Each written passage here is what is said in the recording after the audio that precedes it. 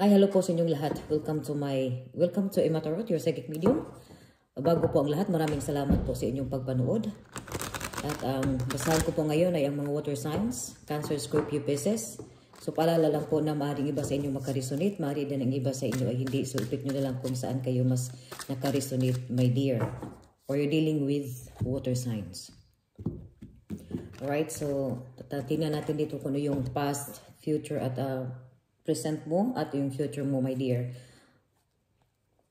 Cancer, Scorpio, and Pisces. So here, your aura here is the Four of Swords. Alright. Ano ka ngayon? Gusto mo mag-relax? Pahinga?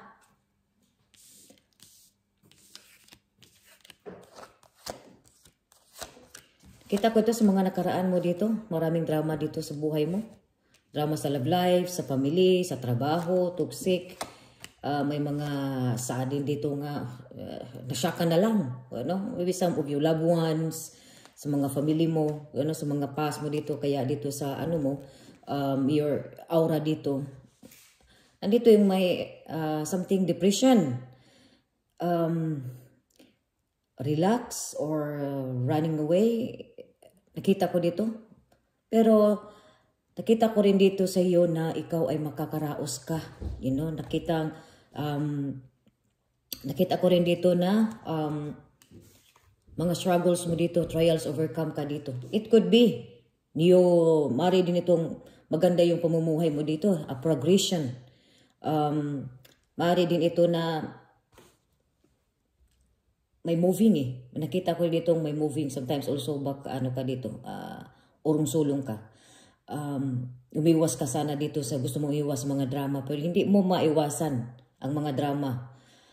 Nandito rin sa iyo kung anumang mga na dyan is ka dito. May lakas ng loob mo You are full of courage. Nandito rin sa iyo pride. Nandito rin sa iyo siguro may mga inano dito sa iyo yung pagkatao mo, pero nandito na mayroon ka pa rin inaano mo pa rin yung pagkatao mo dito. Tinatayo mo dito yung something dito, tinatayo mo ang pagkatao mo dito. Kung ano man yan, trials overcome, success ka sa rin dito. Mari din ito na ikaw ay may mga sasakyan. May mga sasakyan mo dito na, I think, some of you dito na narimati or kuha. Pero nakita ko dito na ito ang iba sa inyo ay makakabili kayo dito ng sasakyan. Something dito, you own sasakyan. Sa mga past mo dito, could be here dito sa iyo is, ang past mo, maraming drama, something dito na this person also, to clarify sa love reading mo dito is, this person is love. It could be dito sa health, may mga loved ones ka dito, may mga health issues din. It could be dito, bubisbisita ka, may mga health issues dito sa finances mo, talagang ka rin sa finances mo. Merong tao dito sa iyo na not financially, tamang-tamang pumumuhay. But nakita ko rin dito sa iyo na supportive naman ito. O galing ka dito sa mga broken, nandito naman is talagang mahal pero kailangan mo i-let go. Mayroon dito na mahal mo yung isang tao pero kailangan mo siyang i-let go. Something dito sa past mo. Sa trabaho mo rin, sobrang toxic dito sa trabaho mo dito. Maaari itong company mo nag-close or contract mo dito or something. Kaya nag-worries ka dito. Pero ngayon dito sa sa current mo dito is, nakita ko rin itong may mga strength ka. Kahit anumang mga binabatikos nila sa iyo, mga negative dito sa iyo, ikaw pa rin yung swerte, ikaw pa rin yung nananalo dito. Ang tapang mo, you are full of courage, motivation. Kung ano mo yung goals mo dito, maaari itong iba sa inyo, ay current nag-schooling kayo, in-improve mo dito yung skills mo, yung mga talento mo dito. Nandito rin na, umari nitong sa love life mo dito is, getting to know pa mo kayo sa isa't isa dito. At nandito rin sa finances mo, hindi ka nawalan dito ng pag-asa sa finances. Nandito rin sa iyo, sa finances mo, may mga finances ka pero may pinagkalaanan ka dito sa iyong finances. At nandito din sa future mo dito, maganda na rin dito sa future mo, wish come true ka dito. Even though may mga negative dito sa iyo, pero more relax ka ngayon.